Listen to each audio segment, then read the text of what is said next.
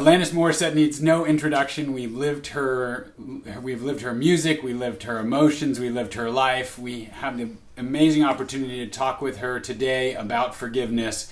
But most importantly, I want to say that what I am so grateful for is Alanis's gift as a friend, as a wife, as a mother, as a co-journeyer exploring life together.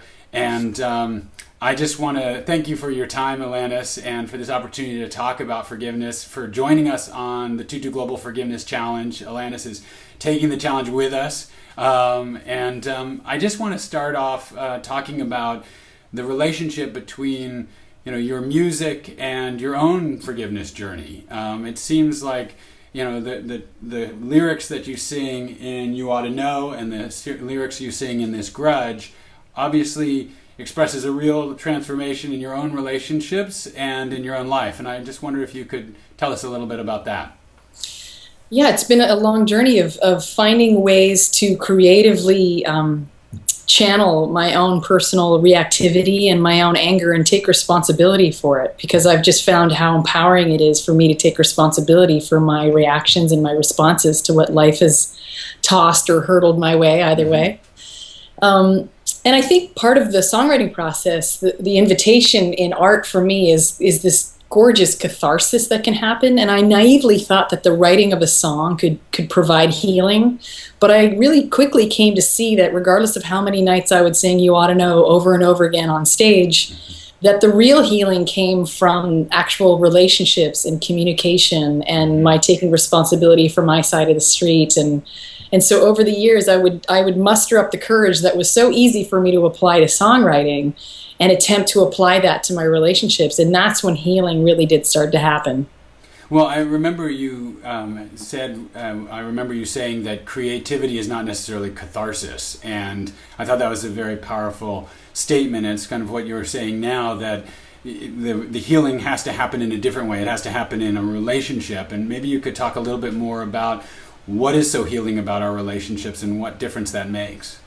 Well, it's being scientifically corroborated. It's being, the mirror neurons, the fact that we need each other, and that's really evidenced in the attachment stage of our own development as babies and onward, that when we have that eye contact, that skin on skin, that commitment and intimacy, which is commensurate to the degree of healing that is available, it really shows us that our relationships, particularly the ones that we commit to long term, really hold out the invitation for great healing mutually. Because we can correct any interactions, neglectful ones, abusive ones from our past, that it's never too late and that love can heal it all if we're intentional around it and we know what we're up to, that we can be active participants in each other's healing.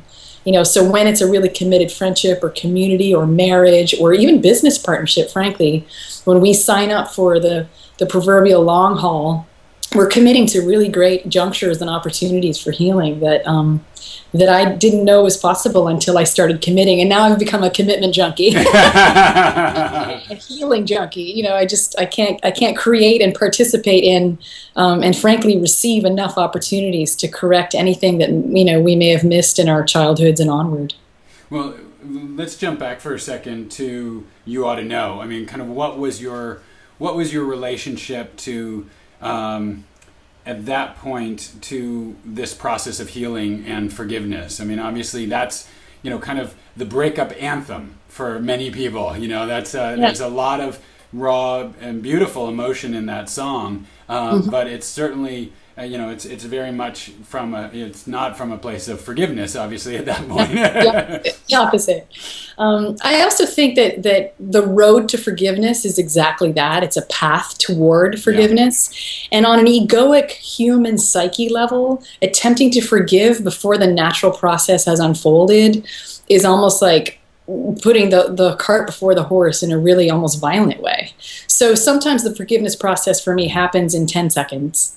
And sometimes, unfortunately and embarrassingly, perhaps, it would take 10 years. Mm-hmm. And so what I found was that when I tried to rush the process toward forgiveness on an intellectual level, it didn't allow for the natural unfolding toward understanding of what was going on, because if I was attempting to forgive someone from an egoic state, I don't think my ego has the capacity to even understand what forgiveness is. It implies that someone has, quote unquote, done me wrong, which on an egoic level may be accurate. On a spiritual level, there is nothing to forgive. We're all bumping into each other. We're stepping on each other's toes. We're offending each other. We're potentially healing each other. We're helping each other out. We're ignoring each other.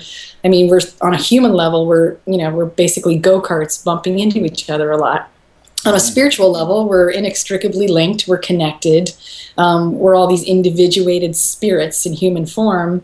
And so to the degree that we forget that we're connected, we can offend each other and really maim and hurt each other, frankly. So in that sense, it's appropriate to have forgiveness. When I come at things from a more spiritual place, when I can access that, and I certainly can't all the time, forgiveness is such a given that the term almost is inappropriate, because it's really understanding. Once I understand the big picture of what the interaction was, that it's alchemically attempting to bring me to my next stage of evolution, and it's the invitation for both parties or all parties involved to evolve our souls, then context is like a mechanism or a catapult into our next stage of evolution. It's really exciting. But if my very small s self is asked to forgive prematurely, it's a disaster. And that's when when I take my quote unquote inability to forgive at any given moment and I put it into a song, it can really kickstart the movement from that despair to a more activated anger, appropriately expressed. I think art is a great context to express emotion, certainly anger, in a way that's safe and not destructive. Yeah. And then move on to the greater understanding and the natural organic forgiveness arrival point that I think is where we arrive when we do get the big picture of what's going on a macrocosmic level in terms of how our souls operate. So songwriting to me is telling the story, which is a very egoic experience, and it's really fun, and it's colorful, and it's dramatic, and it's conflict-filled, because ego can't help itself. And then when I allow myself to step back and disidentify from the story and disidentify from our small sort of identities, I really can see that we're inextricably linked, that we're connected on a soul level, and that there really is nothing to forgive. And if anything, there's something to be grateful for. Now, that's when I'm in my highest place, which I'm obviously not in all the time. So when I'm in that sort of, I'll call it my smaller place, that's the best time for me to write art. There's no bad time to write art. When I'm in a particularly spiritual, awake place, fantastic time to write a song. When I'm in a very small, revenge-filled, egoic place, it's a lovely time to write a song. You can't really go wrong. But it has been a journey for me, and I'm aware of where I'm at in terms of my smaller S self or my big S self, dependent upon how willing I am to quote unquote forgive somebody. If I'm, that was my next question, which is, how do you personally know in your life what tells you that you're ready to forgive somebody? When do you know that you're ready for that step of the journey? Often forgiveness and understanding are bedfellows for me. They're commensurate. So when I really get a clear sense of what was going on, and I've extracted as many lessons and awarenesses and revelations as I possibly can, and I've also taken responsibility for where I was sleepwalking and what was my responsibility, what I chose to do, my 50%. Forgiveness is something that happens through me. It's not something that I have to will into happening. So I know that when I'm trying to will forgiveness into being, that I'm not ready yet, that it's a little too early. Right. I mean, in the forgiveness challenge, we ask people to find somebody that they are ready to forgive. And to walk that fourfold path of telling the story and naming the hurt and granting forgiveness, which is very much what you said about Beautiful. Discovering that shared humanity and coming to that understanding, and then deciding whether one wants to renew or release the relationship. Right, and then that you can forgive, but also keep the boundary and not agree with the circumstance or not agree with the behavior. Right. That you can separate the behavior from the human soul, the human/soul. And that when someone behaves in a way that's offensive or abominable or however we want to label it. Mm-hmm. There's still a soul in there. Whether we can appeal to that soul or not is a whole other conversation, but to realize that there's a soul in there is to be ready to forgive on some level. So it depends on how awake I am. When I'm sleepwalking, forgiveness is a tough one. Well, it's for everyone. And I mean, I think the hope of the Forgiveness Challenge, I think the hope of the Tutus is to call people to awaken in that way. And I mean, I think, one of the things that you talk about in, this such a resonant line for so many of us is the mess you left when you went away. And, so many people have left messes in our lives, or we've left messes in other people's lives. And there's just a lot of mess making. And so I guess, one of the questions would be, yes, as you said at the beginning of the interview, when we're committed to being in that relationship and healing that relationship, then it is an incredibly beautiful process often to go through that process of understanding and healing together. But sometimes, people just left a mess and we, are not interested in cleaning it up, or they're not committed to it, or we're not in relationship with that person.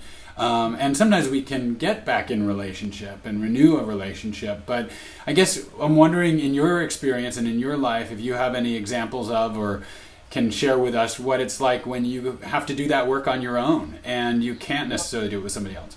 Yeah, I probably have more experiences of doing the forgiveness work on my own than I do, unfortunately, have had the experience of doing it directly with people. I'm at a place now where the kinds of connections that I have become more and more functional, to the point where even forgiving each other is something that we don't often really need to do, because we catch ourselves pretty quickly to the point where we don't wildly offend each other. In our best moments. I have to follow I say it, in our best moments. But the experiences where I've forgiven someone long distance, I'll call it, where I'm not actually sitting across from them, I really do my best to ritualize it and turn it into a meditation where I'm just connecting purely with their souls. And it's a soul connection. And I find that, like I said earlier, if I'm connecting on a spiritual level, the term forgiveness is actually not even appropriate to name the level of connection and understanding and kismetness that I feel on a soul level. It's more on the egoic level that it's almost like giving someone the green light to maybe not continue to beat themselves up. Like if I say to someone, of course I forgive you, it's really giving them the green light to stop beating themselves up for having hurt or offended or abandoned or neglected me in that particular case. But I never really expect it. I never really even actually expect anyone to ask for forgiveness. But I do realize that there's a warmth and a prayer and a love that is made available through the act of that forgiveness or that connection or that understanding. So I'll often do it when I don't have the luxury on a personality level of having a real exchange with someone. I'll do it on a soul level, and I'll meditate, and I'll just connect soul to soul, and I'll get a lot of lessons in those rituals, and I'll really get what was going on. And often, if not every single time, it was that human being, whether they were aware of it or not, they were participating in my awakening, me coming out of my slumber. Interesting. Yeah, it's beautiful, that participation in our awakening is kind of a gift. That doesn't always feel like a gift. But the Tutus talk about in the book of Forgiving how forgiveness is actually a gift, but it's not just a gift that we give to others; it's a gift we give to ourselves. And I guess I wonder if you could talk about, from your experience, what role that gift has played in your life. What has it freed you from? What difference has forgiveness made for you? Yeah, great question. It really has pulled me out of victim consciousness. There's such a collapse and a buckling that comes from feeling, quote unquote, wronged by other and being in that blameful state. It's not an empowered place. It's not a connective place. It's a very separatist concept to stay in that victim blameful place. So there's an empowerment that comes from letting that go, because ultimately forgiveness to me is realizing our spiritual connection and letting go of the victim consciousness stance.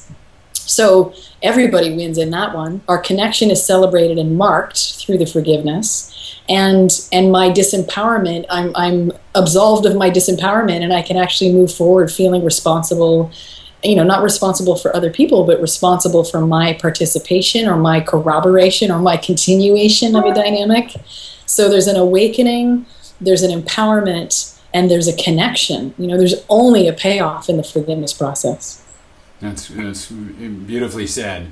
I mean, the role of victim that we all step into from time to time. I'd be interested to hear kind of when you're in the small s self rather than the big S self. Yeah, those two. Can't they get along?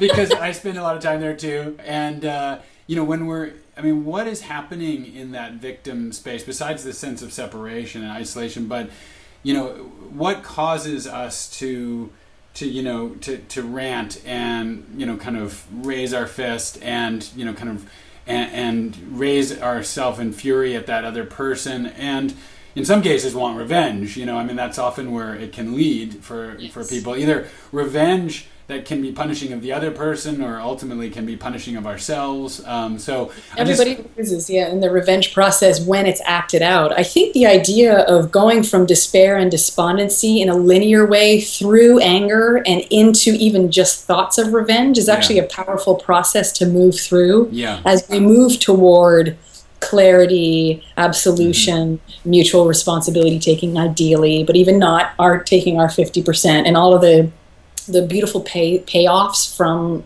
forgiveness. It's almost like there are rites of passage in a linear way, moving through them to get to forgiveness. So for me, it's about honoring and marking every wave of emotion that passes through us, as whether they're the stages of grief or whether they're the stages of moving toward greater peace and surrender around the whole concept, but to deny ourselves the very human linear process of moving from despair and despondency through rage or anger, or through even thoughts of revenge. The acting out of revenge, nobody wins there. That's just destruction. But the contemplation of it, or the murderous rage and the revengeful thoughts, I think entertaining them, and this is where art comes in too, draw it, paint it, write about it, journal about it, process it with a safe friend in a safe context, or a therapist. I think it's perfectly appropriate, because ideally we want to go from the disempowered, hopeless, helpless, lonely place that is felt when there's a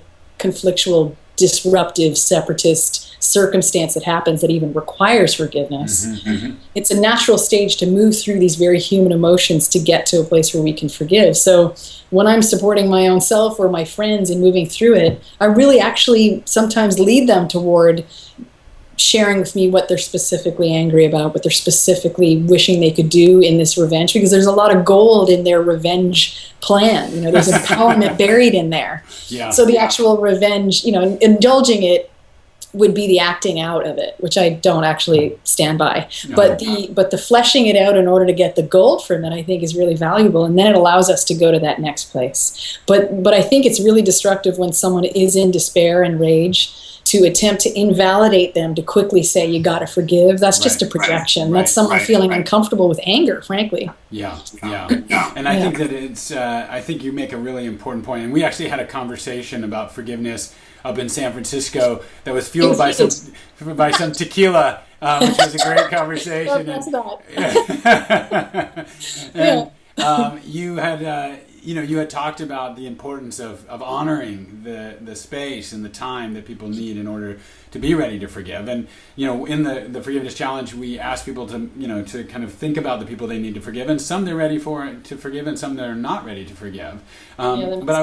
I wanted to come to something you talk about grief in this grudge and the role of grief, and I think and so do the Tutus talk about that in the book of Forgiving, about the importance of grief. And grieving is about the loss of what might have been. It's the loss of what your dreams, your hopes, your love, the past that otherwise you could have had. And I just was wondering if you could talk a little bit more about that role of grief in your life, and that as a part of the path towards forgiveness.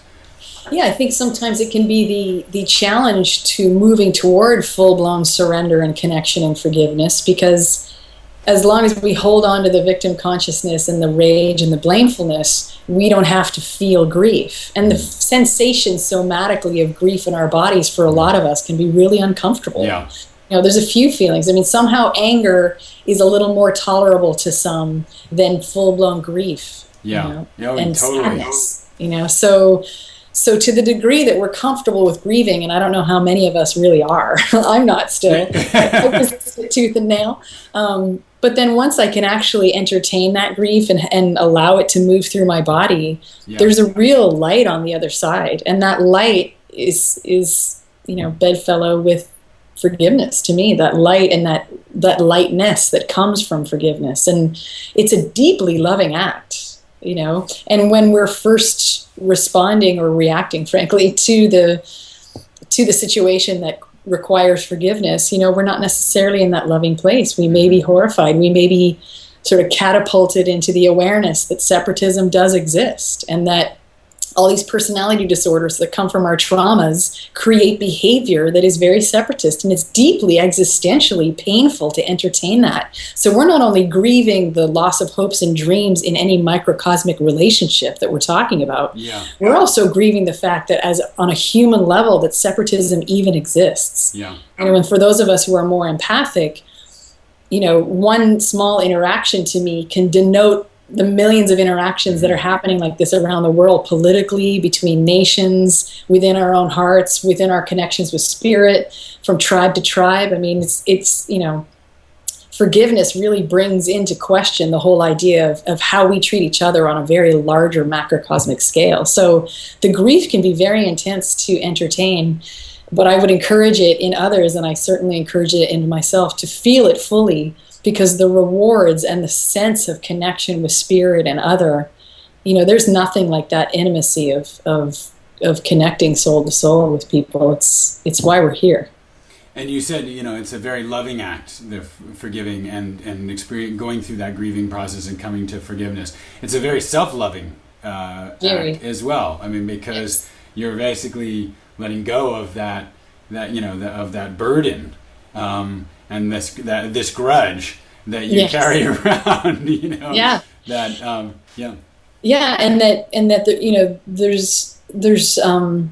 divine timing to all of it. Like sometimes even writing a song about it, like writing this grudge, I still in the chorus I'm declaring that I want to forgive, but that I'm not quite there yet. So there was even regret in the writing of that lyric around, I wish I were readier for forgiveness, but I'm still a little victim consciousness, and I still feel offended, and I still feel, I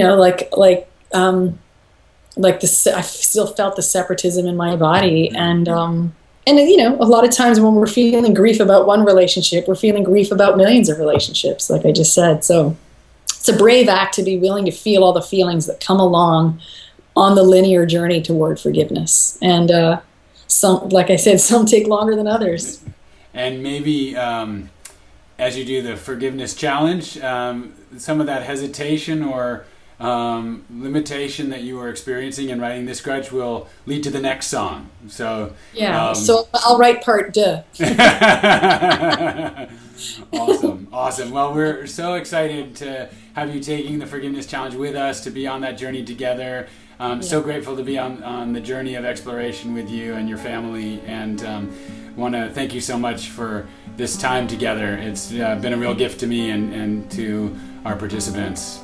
It's such an honor to be part of this, Doug. Thank you for inviting me, and I just love you, and I love your family so much, and I just see what you're doing, and thank you for pulling me to my next place, because there's a part of me that has tiptoed around the idea of forgiveness my whole life. And I've never really I've been known for perhaps mercy or empathy, but I can tell you that I was not known for forgiveness. So you inviting me into this larger conversation is a real honor for me, and I'm just really grateful to you. Thank you.